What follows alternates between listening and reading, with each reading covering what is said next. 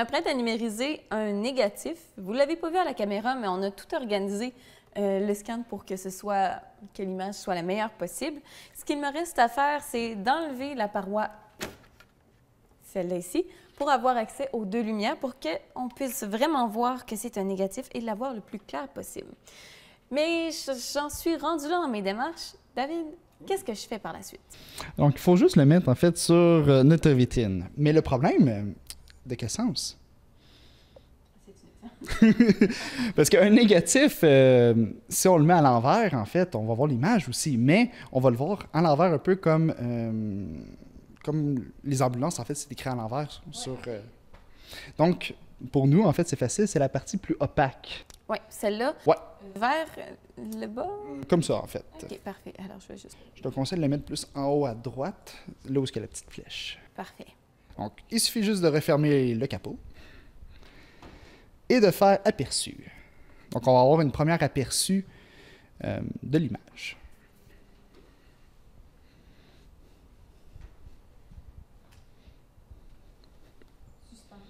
Exact.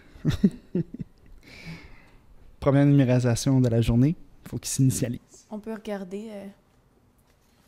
Ça ici, c'était la pochette du négatif. Donc, il y a beaucoup de données dessus, c'est ça qui est super intéressant.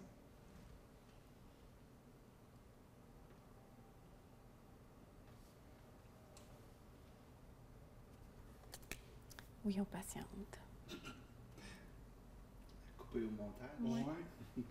Mais c'est ça qui arrive quand c'est la première numérisation, c'est le temps que... Ouais, qui s'installe. Une fois ça fait, là, ça va bien.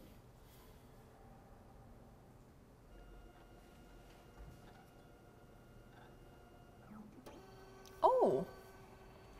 OK. Maintenant qu'on a notre image, il ne reste plus qu'à la sélectionner. Donc, il faut faire exactement un beau petit carré de sélection qu'on va pouvoir réajuster après ça. OK. Ensuite, Une fois que tu es sûr que tu as bien sélectionné ton image, donc on essaie d'aller garder le plus d'informations possible, mais tout en gardant la beauté dessus. Donc.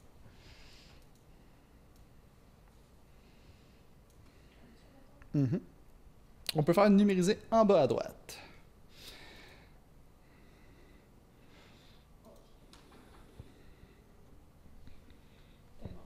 Oui, hein? On peut même la photoshopper, on peut aller chercher plus de couleurs, plus de luminosité, donc on peut aller chercher vraiment essayer d'aller chercher le plus de détails possible. moins d'une minute, c'est encourageant. Oui, hein? Puis plus tu numérises en haute résolution, plus c'est long. Alors, on comprend l'amplitude de la tâche de tout numériser, les archives qui arrivent. Si, pour un simple négatif, ça prend environ 2 minutes, le temps s'accumule beaucoup. Voilà. Alors là, c'est fait. Alors là, il nous suffit de retrouver l'image. Et voilà. On peut zoomer. Donc c'est le fun parce qu'on peut voir qu'en fait, il y avait de la drave qui se faisait Oui, qu'on peut voir ici. vers le moulin, vu qu'on est sur un moulin proche d'une rivière. On voit les billots de bois, donc... Très intéressant. Et là, une fois, on peut récupérer. Exactement. OK. Si tu veux, je peux te situer sur la vieille carte de Oui. Deschambault. Où est-ce qu'il était, en fait? Alors, une fois que ça s'est rangé, on peut le remettre dans son ordre. Et on te suit. Yeah!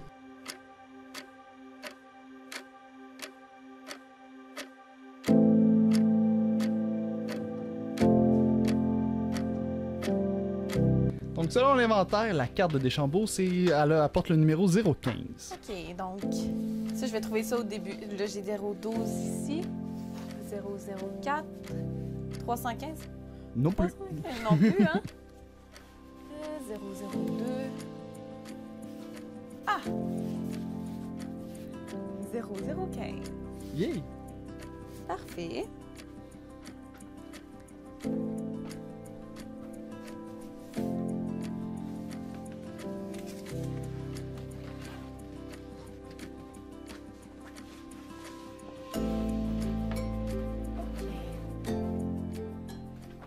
a la carte. Bon, maintenant, il ne reste plus qu'à trouver le troisième rang et la rivière. Donc, on sait qu'elle s'appelle, c'est la rivière Belle-Île. Donc, il faut la retrouver. Ça serait en bleu, techniquement. Le bleu, sur cette carte-là, c'est surtout le fleuve. Bon. Rivière. Non, non, elle est vraiment en bleu ici. Elle est juste beaucoup plus subtile.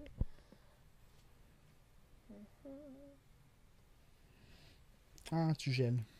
Tu gèles. Ah, ok, bon, c'est plus par là. Tu réchauffes. Ah, tu brûles, tu brûles. Ah, Oh! c'est chaud.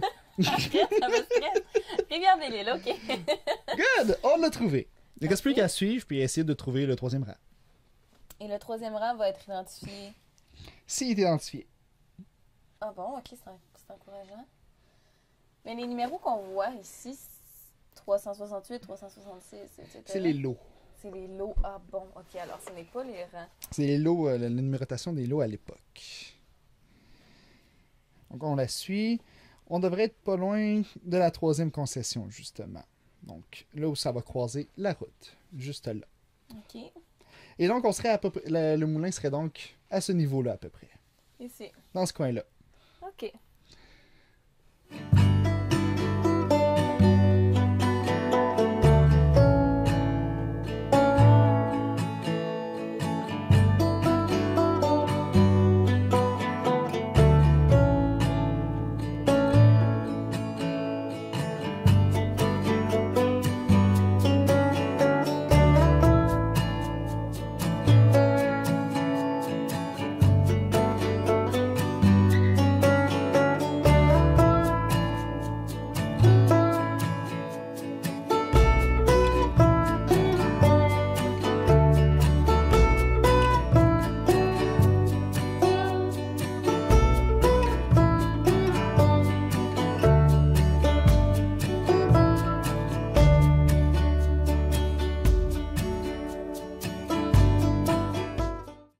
Et là, maintenant qu'on a retrouvé notre lieu qui était juste ici, qu'est-ce que je fais avec cette information-là? Ben, c'est des données supplémentaires. Donc, on peut soit se limiter à là et dire bon, ben, on a trouvé le lieu, on sait où, on a le repéré sur l'ancienne carte, mais on peut aller un peu plus loin. On pourrait quasiment, on a fait une première partie, ça serait peut-être plus à l'archéologie si on veut continuer l'exploration. On pourrait aller sur le terrain, aller voir le moulin, on pourrait aller faire des fouilles. Ce sont des données justement pour, justement, si on veut la retracer. Aujourd'hui, actuellement, qu'est-ce qu'il y a à cette place-là maintenant? Maintenant qu'on l'a repéré sur la carte, c'est sur toutes des étapes qu'on peut ajouter, Exactement. mais qui vont peut-être tomber dans le dossier de d'autres professionnels. Exactement. Nous, on a déjà fait un bon travail de recherche d'informations. Maintenant, il ne reste plus qu'à l'utiliser. OK. Là, David, de mon expérience, c'est vraiment contre-intuitif comme métier. Comment tu fais pour te retrouver là-dedans? C'est une très bonne question, je te dirais. Pour ma part, ben, je prends mon temps. C'est pas mal, vraiment, une des seules choses à faire, c'est prendre son temps et vraiment s'intéresser, en fait. Il faut vraiment plonger la tête première, essayer vraiment de comprendre, de tout contextualiser les documents, l'information, faire des recherches. Et tranquillement, pas vite, comme une pièce de puzzle, on commence à avoir un beau ramassis, si on veut. Un meilleur portrait, en fait. Exactement, un bon portrait de justement c'est quoi qu'on a devant nous. OK. Et là, on a simulé la réception, le traitement, même la numérisation d'archives. Il nous resterait à la diffuser. Qu'est-ce qu'on pourrait faire pour diffuser ces archives-là? De plus en plus, ben, justement, les centres d'archives, les archivistes doivent aller sur la diffusion. C'est un élément, on a passé de vraiment être les conservateurs, les gardiens de cette information-là. Maintenant, il faut vraiment essayer de l'ouvrir le plus possible pour toutes les utilisations possibles. Donc, par exemple, le centre d'archives, on y va avec les publications, on y va avec le livre, on y va avec... on essaie de vraiment travailler avec les autres organismes locaux et même nationaux pour essayer d'aller chercher justement, les diffuser, les montrer. Pas juste les garder, mais justement montrer c'est quoi la mémoire de Portneuf, en fait. Vraiment, avec cette expérience-là aujourd'hui, en tant qu'archiviste d'un jour, je comprends quand on dit que la curiosité, puis d'avoir une bonne culture générale et une culture de la région, c'est vraiment important. La dernière des dernières étapes, ce serait de ramasser. Exactement. Je peux te laisser ce dossier-là? Ouais. Merci beaucoup, David. Ça fait plaisir. Un autre service qui est offert au Centre d'archives régionales de Portneuf, c'est le service de généalogie. Vous pouvez vous présenter et faire vos propres enquêtes sur les archives de votre famille et même faire une petite quête pour retracer vos ancêtres. Aujourd'hui, je me suis entretenue avec Louise, qui est souvent présente au Centre d'archives, qui m'a expliqué, selon elle, 5 grands principes pour bien effectuer des recherches généalogiques.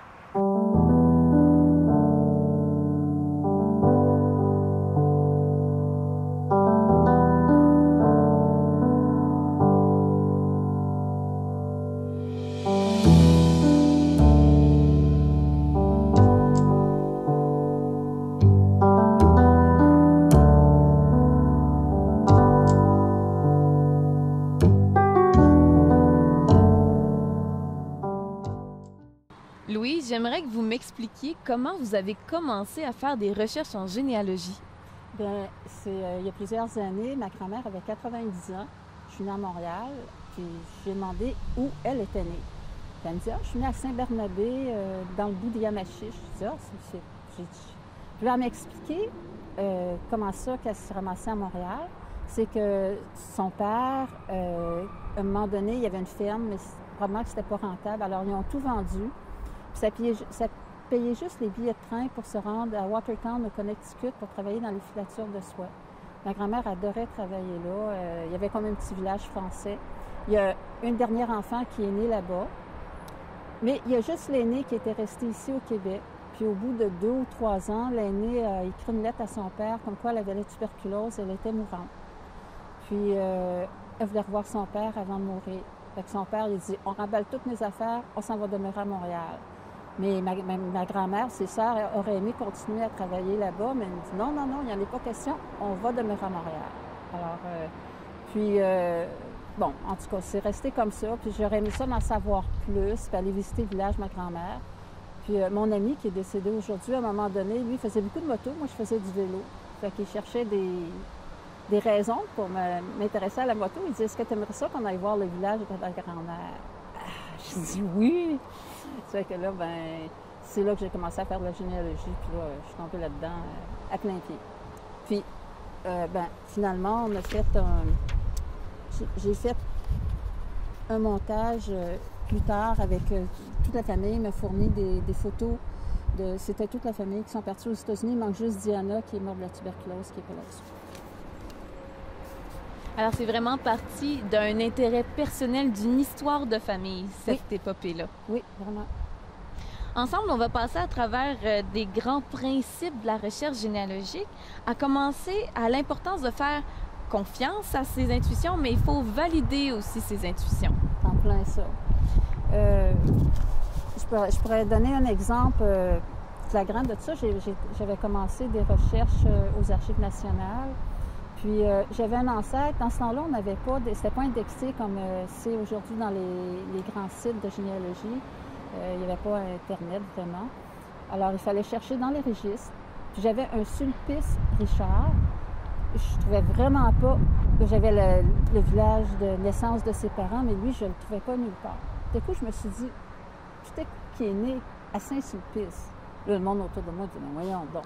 Drôle de coïncidence. Dans les registres de Saint-Sulpice, puis je l'ai trouvé là, puis il a vécu là un bon bout de temps. Mais l'important, justement, c'est de avoir l'intuition, mais toujours la valider d'après les documents originaux. Là. Vraiment, c'est important d'aller voir, de trouver l'acte de naissance dans les registres, là, ou l'acte de décès, ou l'acte de mariage, selon ce que l'on recherche. Comment vous vous sentez quand votre intuition est bonne, justement? C'est un grand cadeau, c'est vraiment une joie, là. Ça se dit pas. Et est-ce que ça arrive que vos intuitions ne soient pas toujours bonnes? Et quand ça arrive, qu'est-ce que vous faites pour rectifier le tir?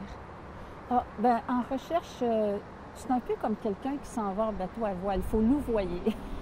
Il ne faut pas s'attendre à ce qu'on trouve tout d'un coup là, ce que l'on cherche. Puis souvent, des fois, en cherchant, on ne trouve pas ce que l'on veut, mais on trouve d'autres choses qu'on cherchait à un autre moment donné. Ça fait qu'il faut vraiment être souple, être attentif, puis être passionné. Et vous l'êtes passionné. Vous êtes une référence ici au Centre d'archives régionales de Portneuf. Vous avez une passion qui est contagieuse.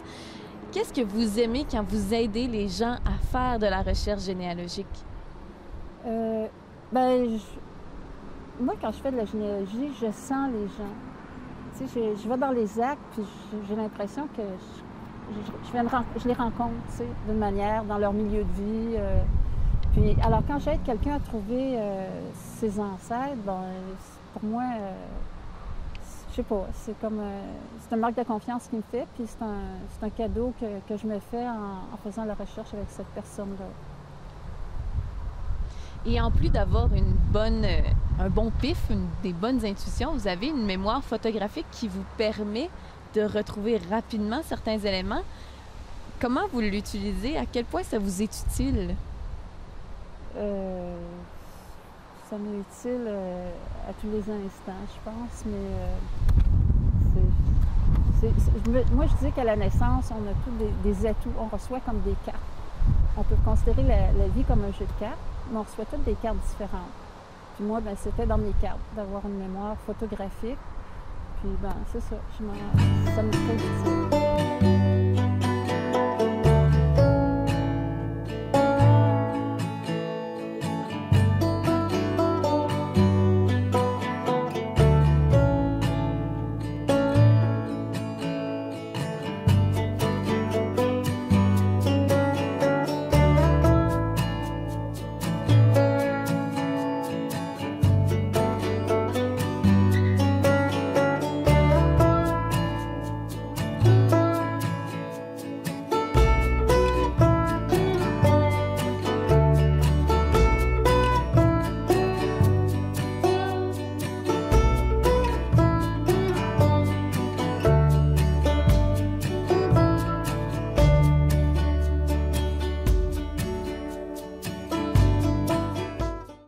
Quand on fait de la recherche, il faut prêter attention aux détails. C'est un autre des grands principes que vous m'avez présenté parce que je m'initie à la fois à la généalogie.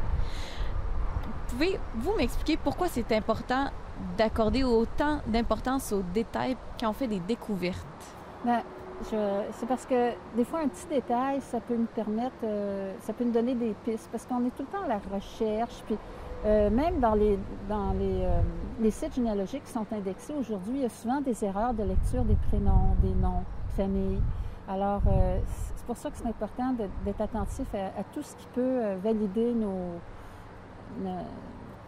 ce que l'on trouve finalement, là, pour être sûr que c'est vraiment la bonne chose. Ou pour nous diriger, disons, vers une piste, parce que des fois, c'est pas tout le temps clair. Ça peut arriver que les gens changent de nom, il y a toutes sortes de choses comme ça. Mais je pourrais vous illustrer ça par une belle histoire de ma famille ici. J'étais ici au centre d'archives et puis c'était pas mal les premières fois que je suis venue consulter ici. Là.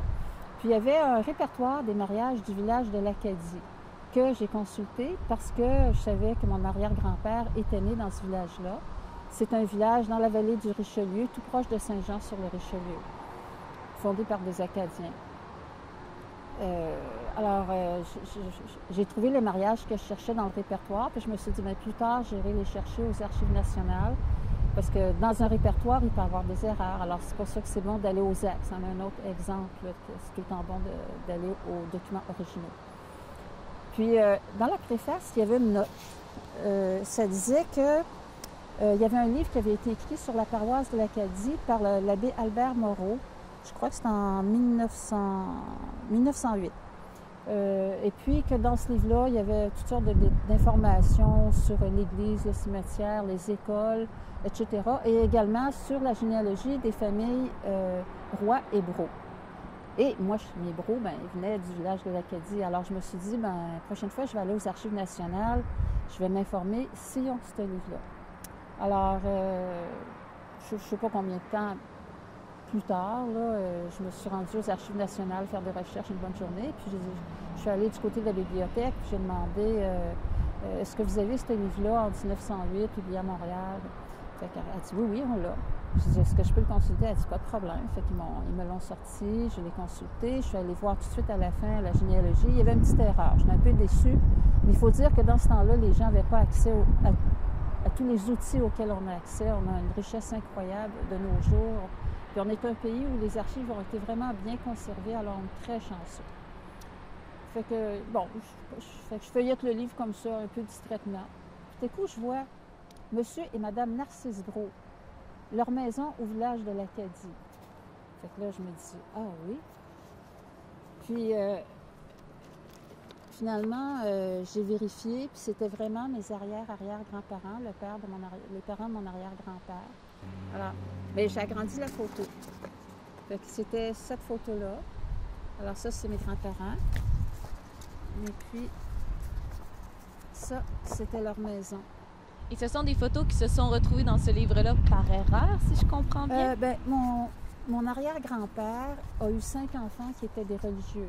3 religieuses, dont 2 hospitalières de Saint-Joseph, et puis deux prêtres, un jésuite et puis un oblat de Marie Immaculée. Et puis, il y a une des religieuses qui était dans celle de Saint-Joseph. Elle, c'est l'hospitalière de Saint-Joseph. Elle est allée travailler à Tracadie-Shaila, au Nouveau-Brunswick, pour prendre soin de lépreux, parce qu'il y avait une léproserie au Nouveau-Brunswick. Aujourd'hui, il y a un musée. Une bonne journée, on s'est rendu visiter le musée. C'était vraiment intéressant. On ne se rendra pas sur le sujet, mais c'est ça. Une découverte en entraîne toujours une autre. C'est vraiment un monde fascinant avec la généalogie. Alors, il ne faut pas s'attarder aux erreurs, il faut toujours pousser plus loin. Oui, c'est ça. Il ne faut pas se laisser décourager par les erreurs. Ou des fois, tout simplement, disons, par exemple, si on lit un document, un acte notarié, c'était pas évident de déchiffrer l'écriture des notaires à l'époque, puis des termes qui ne sont pas les mêmes qu'aujourd'hui, si on remonte, disons, à 100, 150 ans. Alors, à un moment donné, les lettres, ou même dans les actes, dans les registres, il y a des noms qu'on n'est pas capable de lire. On met ça de côté, des fois on retourne le lendemain ou 10 minutes plus tard, puis on est là, on dit « Ah, mais c'est ça! » C'est toujours. Remettez l'ouvrage 100 fois sur le métier, c'est un peu. Ça a été écrit un peu pour la généalogie aussi. Quand on fait de la recherche, souvent on tombe sur des lots, des fonds d'archives qui peuvent nous être très utiles. Et selon vous, c'est important de considérer ces lots-là dans leur ensemble, puisqu'une découverte emmène nécessairement à une autre. Oui. Mais j'ai travaillé beaucoup au niveau des cartes funéraires. Ça m'a aidé beaucoup justement à corriger des erreurs qu'il y avait dans des lots ou à aller plus loin dans la recherche.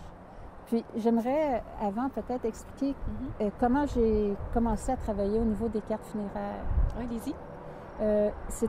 À un moment donné, j'ai perdu ma mère, mon père, en dedans de 6 mois. Et puis ma sœur est décédée 2 semaines après mon père. Alors j'ai eu beaucoup de deuil.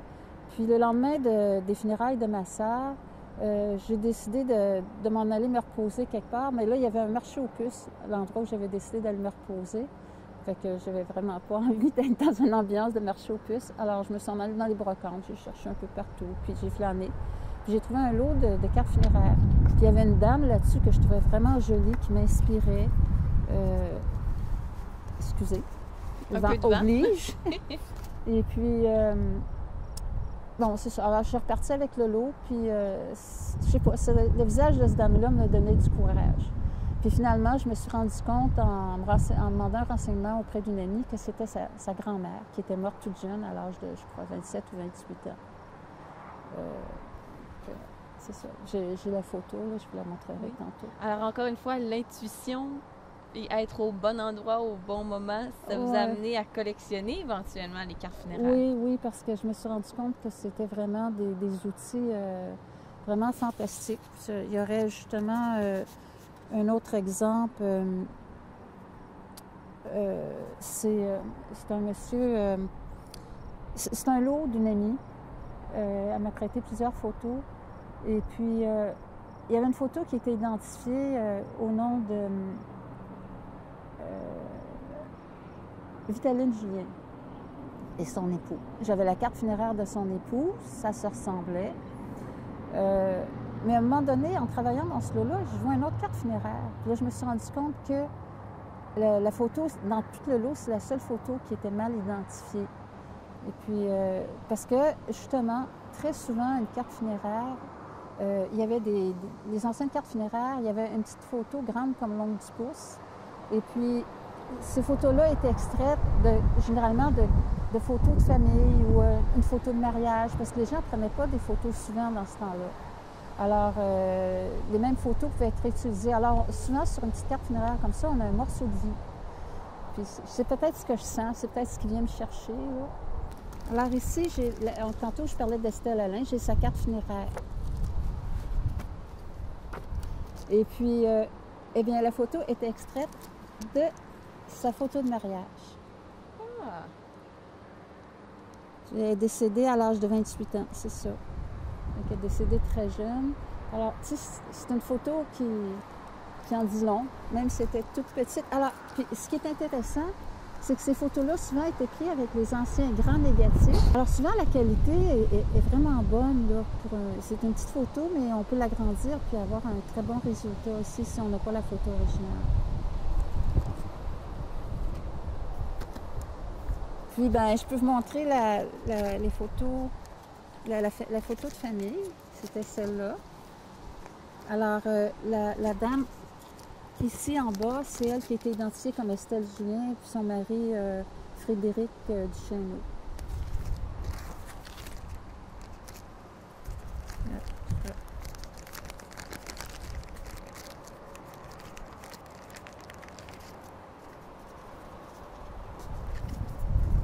Ça, c'est la carte funéraire de Frédéric Duchesneau. Elle n'est pas très, très claire, mais tu sais, si on comparait l'homme sur la photo, ça se ressemblait. Jusqu'au jour où j'ai trouvé dans le même lot la carte funéraire d'un Philippe Langlois. Alors, si on prend Philippe Langlois ici, j'ai agrandi sa photo. J'ai extrait la photo de la photo originale, je l'ai agrandie. Et c'est vraiment la carte funéraire et c'est vraiment la même personne. C'est ainsi qu'on s'est rendu compte qu'il y avait une erreur. Il s'agissait en fait de Philippe Langlois, Estelle Graham et leur fils. Voilà, je vous remontre cette photo-là. Puis, bien, Vitaline, c'est ça, moi j'étais tellement contente d'avoir une photo de Vitaline, mais finalement j'en ai eu un autre plus tard. Parce que j'ai fait beaucoup de recherches pour être capable de l'identifier. Parce qu'à un moment donné, Vitaline est baptisée à Deschambault au nom de Vitaline, mais elle se marie sous le nom de Victorine. Alors ça, dans ce temps-là, c'est important de faire des recherches et de recouper nos recherches. Elle se marie une deuxième fois avec son beau-frère. Une fois que son mari était mort, elle épouse son beau-frère, le frère de son mari. Mais là, elle épouse le nom de Vitaline. Puis à un moment donné, dans un acte, il y a d'autres actes finalement qui ont prouvé que Victorine et Vitaline étaient vraiment la même. Grâce au recensement aussi, ça c'est un autre outil qui est très intéressant à consulter. Il y a vraiment une infinité d'outils et de possibilités d'effectuer nos recherches. Il y a une histoire sur un certain Mozart Lagagnère qui illustre très bien ce principe-là. Oui. En fait, c'était un lot de... attendez une petite seconde. Le lot de Télésphore Lagagnère qui est marié à Maria Martineau. Eux autres, ils ont eu quelques enfants. Ils sont décédés assez jeunes. Et puis, ici, on a un lot qui nous a été apporté par la famille concernant